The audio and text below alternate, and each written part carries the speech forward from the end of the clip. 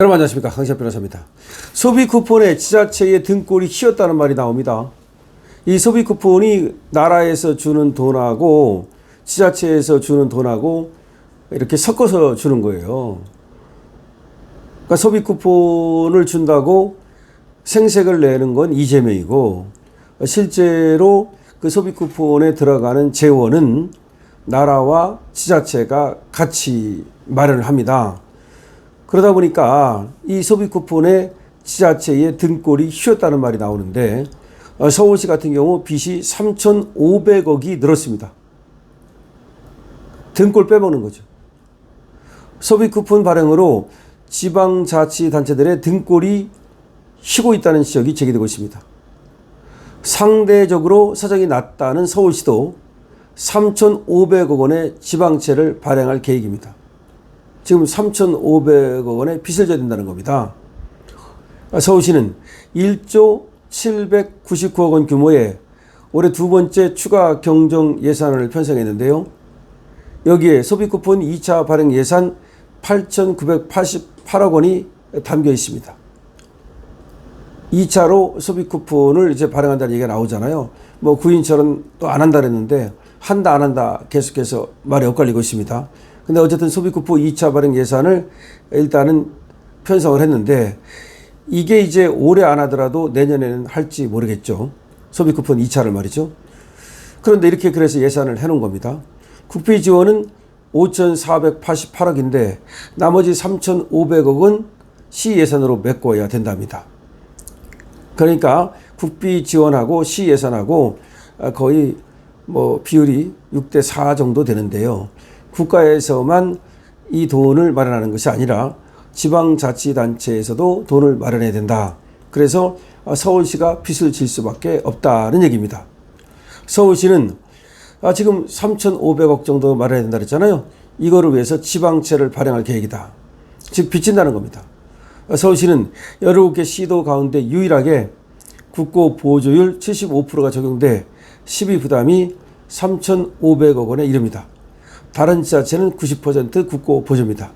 그러니까 다른 지자체는 국가에서 90% 담당하고 그리고 지자체에서 10%만 담당하면 되는데, 서울시는 국고 보조율이 75% 그리고 또 서울시가 부담해야 되는 부담률이 25% 된다는 겁니다. 특히 서울시 채무 잔액은 지난해 11조 3,018억 원에서 소비 쿠폰 발행 이후 11조 6,518억 원으로 늘어나게 됩니다. 그러니까 서울시도 채무가 엄청나게 많네요. 지금 빚으로 지금 거의 운영하고 있다고 봐도 되겠습니다. 서울시 빚이 11조 6,518억 원. 너무 많은 거 아닙니까? 시는 말이죠. 이렇게 얘기합니다.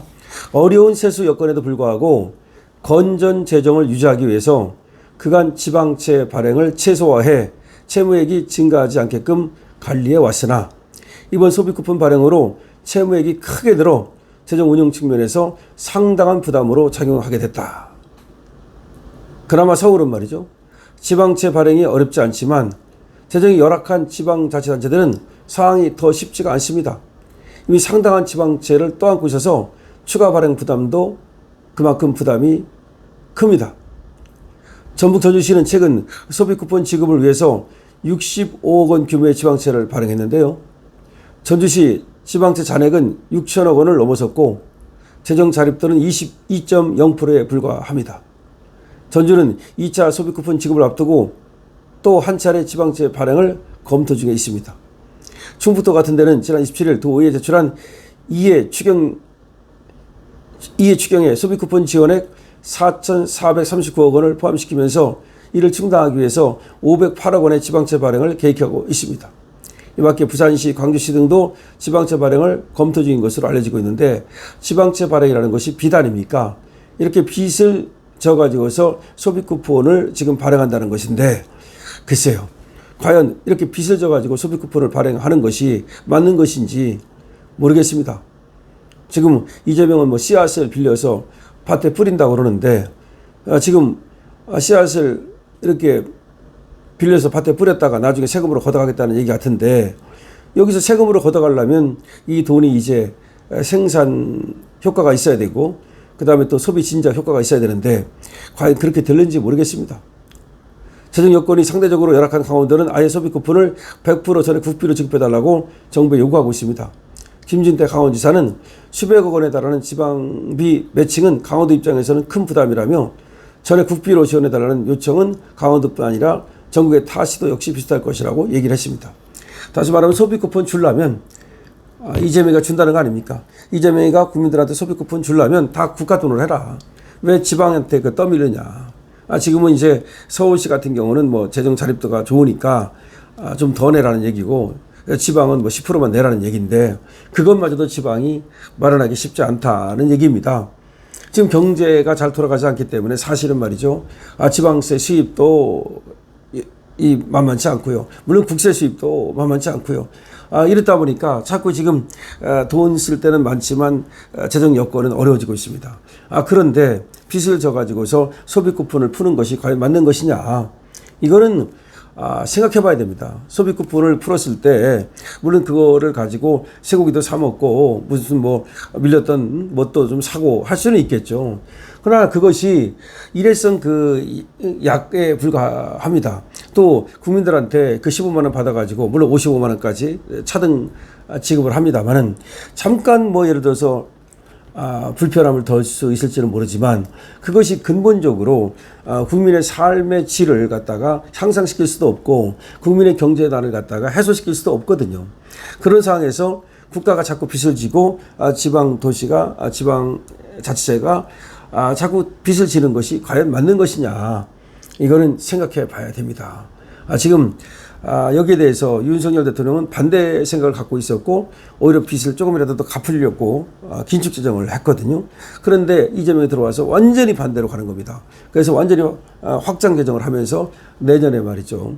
728조 원의 지금 예산안을 책정을 해놨습니다.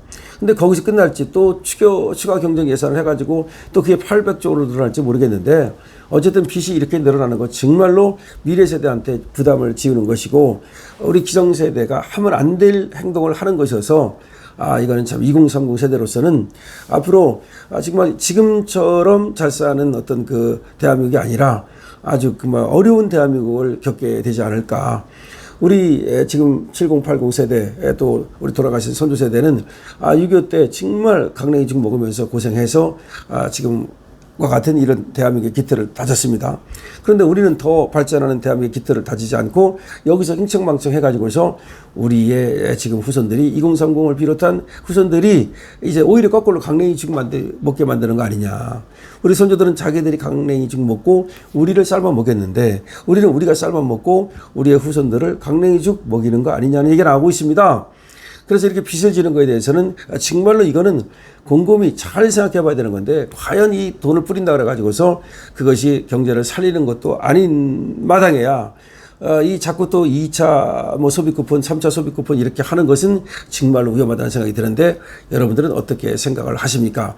여러분들의 의견을 댓글로 많이 남겨주시기 바랍니다. 그리고 여러분들께서 댓글을 달기 어렵다면 2번 이겨라 222번으로도 많은 응원을 주시기 바라고요. 강신업 TV에 대한 응원은 좋아요와 구독으로 주시면 감사하겠습니다. 강신업 TV입니다.